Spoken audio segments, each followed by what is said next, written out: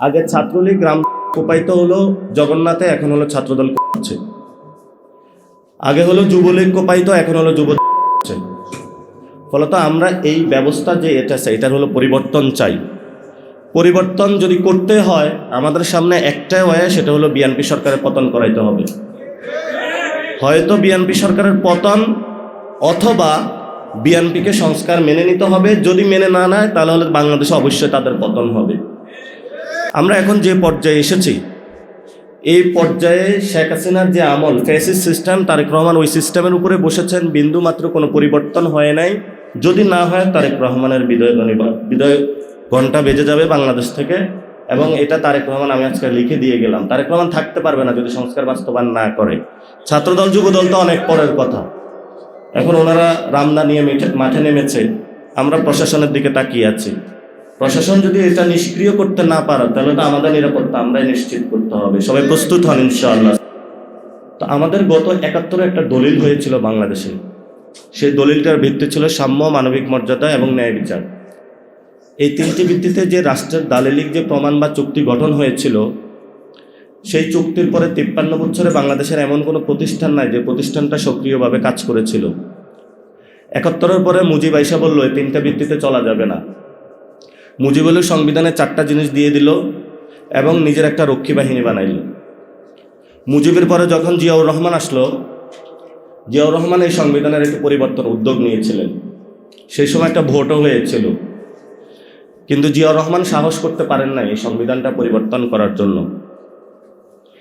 পরবর্তীতে তো এরশাদ এসেছিল, এরশাদের পরে বেগম খালেদা জিয়া এসেছিল। খালেদা জিয়াও কিছু চেষ্টা করেছিলেন। ৯০-এর যে আন্দোলনটা হয়েছিল, 3 দলের একটা রূপরেখা হয়েছিল, সেখানেও কিছু পরিবর্তনের সুযোগ এসেছিল, সেটাও করা হয় নাই। পরের ইতিহাস তো আপনারা জানেন, শেখ হাসিনা একটানা 17 বছর ছিল।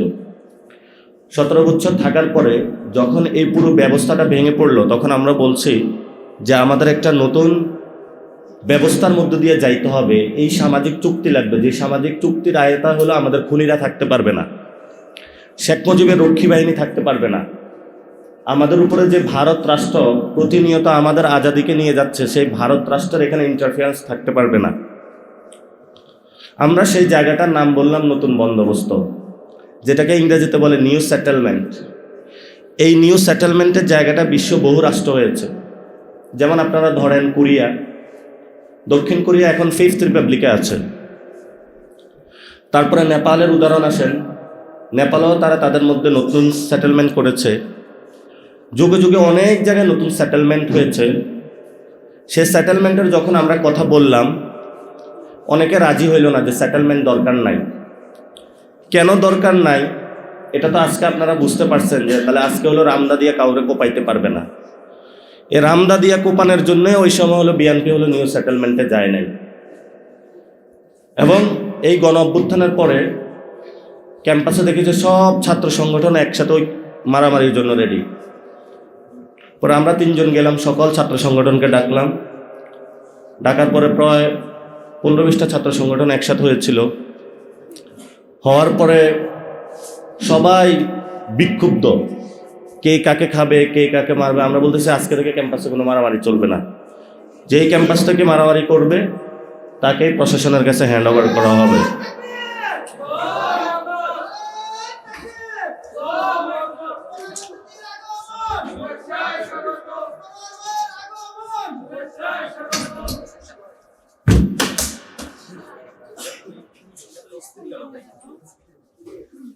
আমি আজকে এটা শেষ করে দিচ্ছি।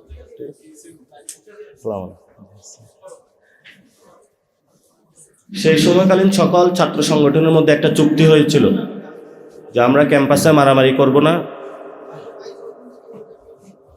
পরবর্তীতে সেই চুক্তি থেকে অনেকে বের হয়ে যায়। বের হওয়ার পরিস্থিতি কিন্তু আজকে এই পর্যায়ে এসেছে যে যাকে ইচ্ছা যেখানে ইচ্ছা মারামারি করা যাবে, সব করা যাবে।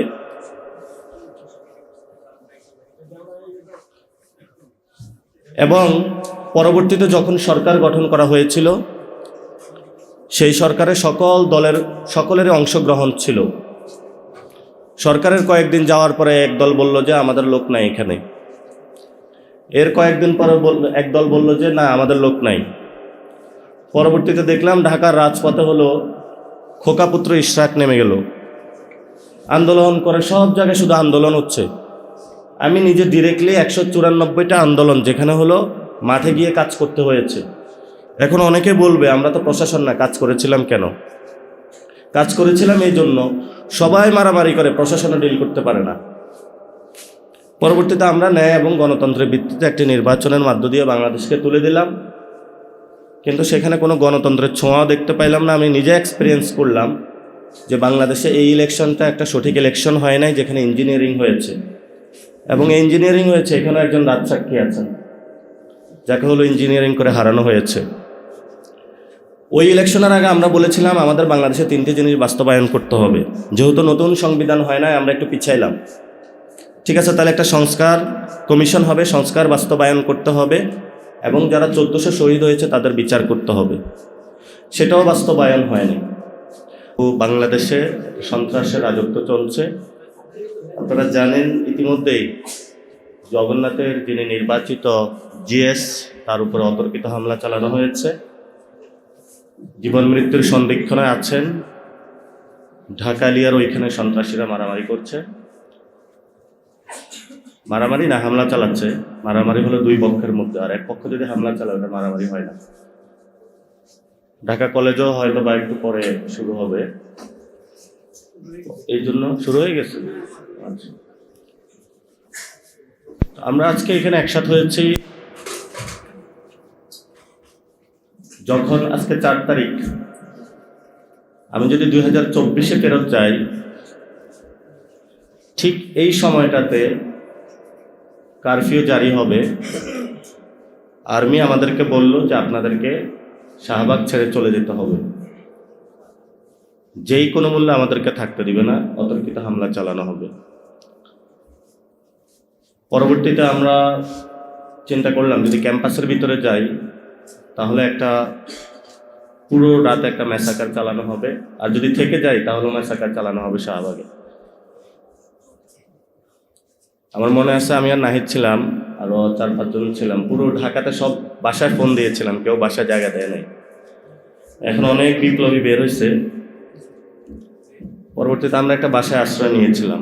তো সেই 2024-এর 4 তারিখ আর জগন্নাথ ভার্সিটিতে যা চলতেছে 4 তারিখের মধ্যে 2 বছর পরে কোনো পার্থক্য দেখি না, একইভাবে চলতেছে।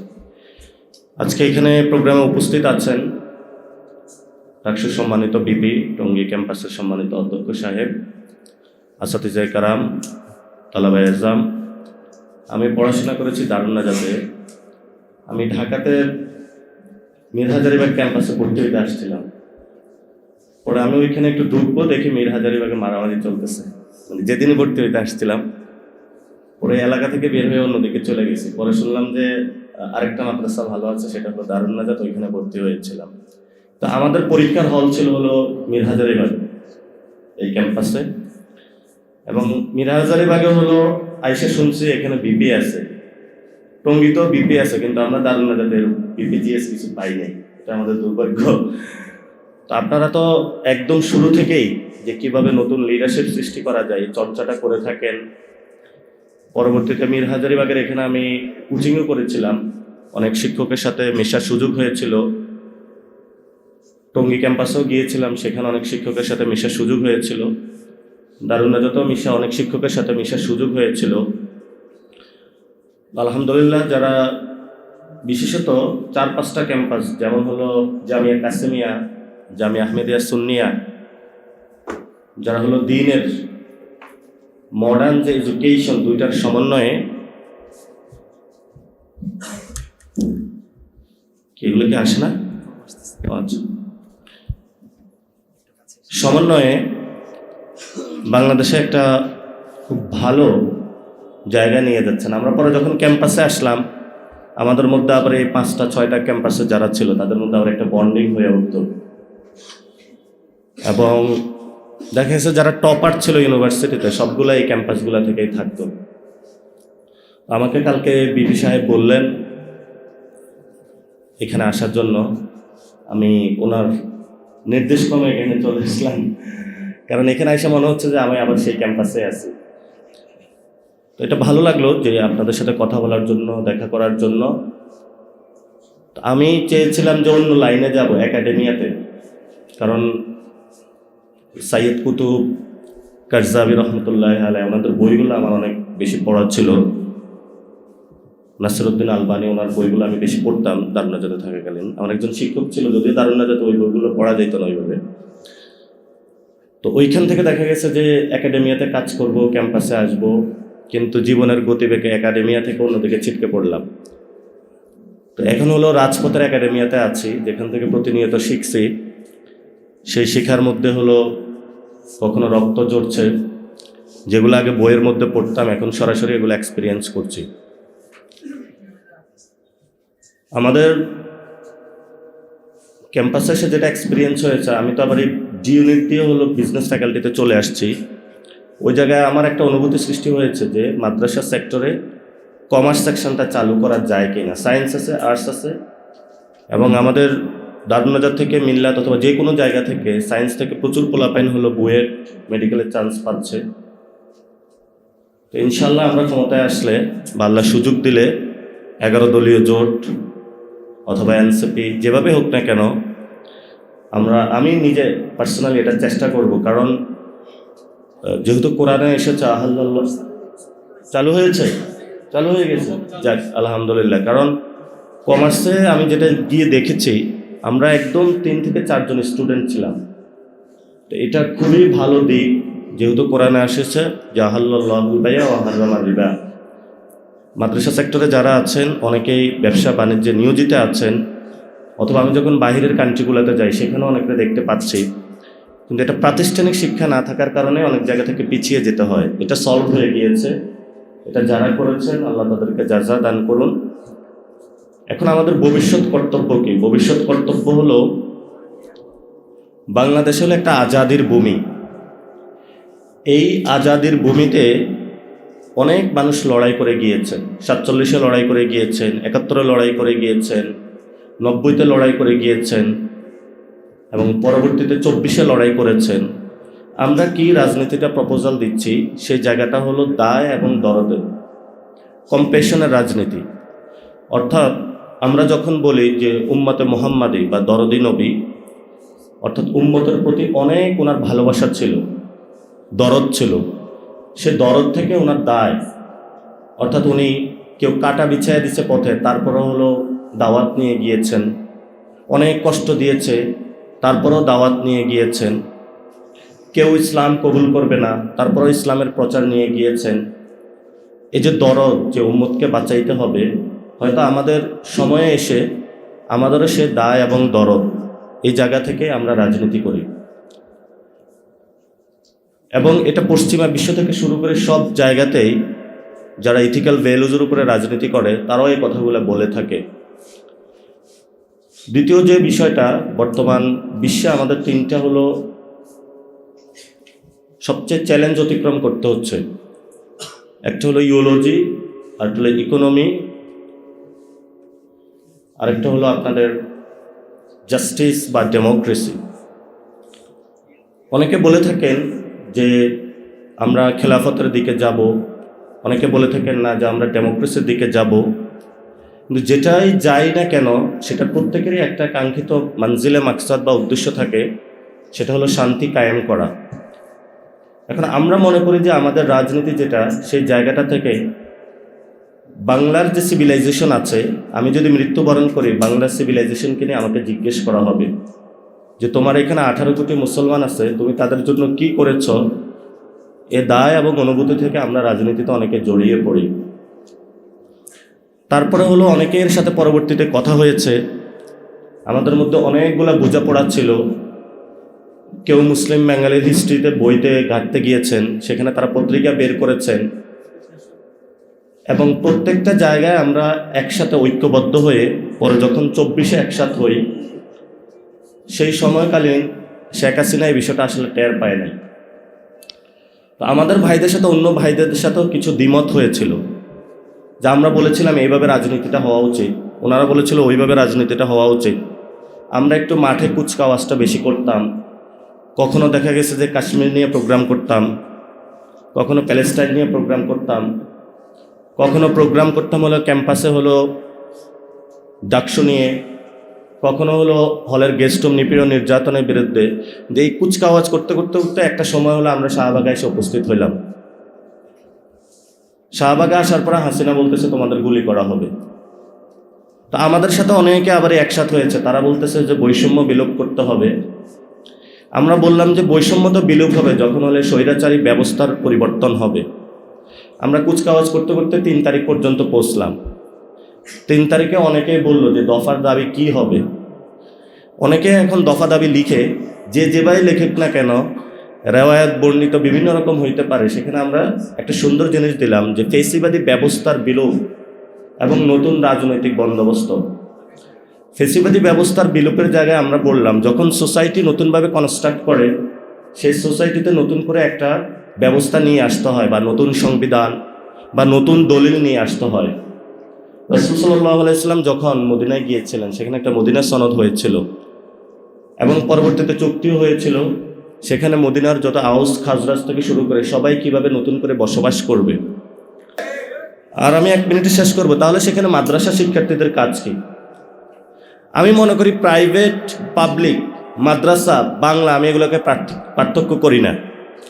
শিক্ষার্থী তো শিক্ষার্থী, আবার আলাদা করা কি দরকার আছে? কবে দুঃখজনক হলো, এই অভ্যুত্থানের পরে আমাদের বামপন্থী ভাইয়েরা একটা আলাপ তুলেছিলেন যে প্রাইভেটের শিক্ষার্থীরা হারায়া যাচ্ছে। আমরা সেটার জন্য দৌড়ে প্রাইভেট ইউনিভার্সিটিতে গেলাম, কিন্তু ওই ভাইয়েরা জীবনে কখনো বাংলাদেশের মাদ্রাসা শিক্ষার্থীদের তারা হলো 2 চোখ দিয়ে বাংলাদেশে দেখতে পায় না, কারণ তারা বাংলাদেশে অন্ধ। এই গণ অভ্যুত্থানে অনেক স্টুডেন্ট যারা মাদ্রাসা সেক্টর থেকে অবদান রেখেছিল, কখনো তাদের অবদানকে স্বীকার করা হয় নাই, তাদেরকে রাজনীতিতে ওইভাবে হলো আসতে দেওয়া হয় নাই। ভবিষ্যতেও স্বীকার করবে কিনা এটা জানি না। আমি মনে করি এই লড়াইটা মাদ্রাসা সেক্টরে যারা আছেন, আপনাদের লড়াই, এই লড়াইটা আপনাকে কেউ দিয়ে যাবে না। আপনার লড়াই করে আপনার যে ন্যায্য হিস্সা, যে ন্যায্য অধিকার, এটা বাংলাদেশে আদায় করতে হবে। পিছিয়ে থাকার কোনো সুযোগ নাই। যদি কেউ আদায় করতে না দেয়, তাহলে সে অন্যায্যতার বিরুদ্ধে আমাদের ইনশাল্লাহ লড়াই হবে। সে লড়াই ইনশাল্লাহ সকল মানুষ জয়ী হবে। বাংলাদেশের 90% মানুষের যে ভ্যালুজ, এই ভ্যালুজ নিয়ে বাংলাদেশ কায়েম হবে, বাংলাদেশের সংস্কার বাস্তবায়ন হবে, আমাদের যেই ভাইরা শহীদ হয়েছিল সেই ভাইদের বিচার হবে, এবং বাংলাদেশে আগামী যেই নির্বাচনগুলো আসতেছে সেই নির্বাচনগুলো গণতান্ত্রিক পদ্ধতিতে হবে। যদি না হয়, তারেক রহমানের বিদায় ঘণ্টা বেজে যাবে বাংলাদেশ থেকে। এবং এটা তারেক রহমান, আমি আজকে লিখে দিয়ে গেলাম, তারেক রহমান থাকতে পারবে না যদি সংস্কার বাস্তবায়ন না করে। ছাত্রদল, যুবদল তো অনেক পরের কথা। এখন ওনারা রামদা নিয়ে মাঠে নেমেছে, আমরা প্রশাসনের দিকে তাকিয়ে আছি। প্রশাসন যদি এটা নিষ্ক্রিয় করতে না পারে, তাহলে তো আমাদের নিরাপত্তা আমরাই নিশ্চিত করতে হবে। সবাই প্রস্তুত হন ইনশাআল্লাহ। আসসালামু আলাইকুম। ধন্যবাদ।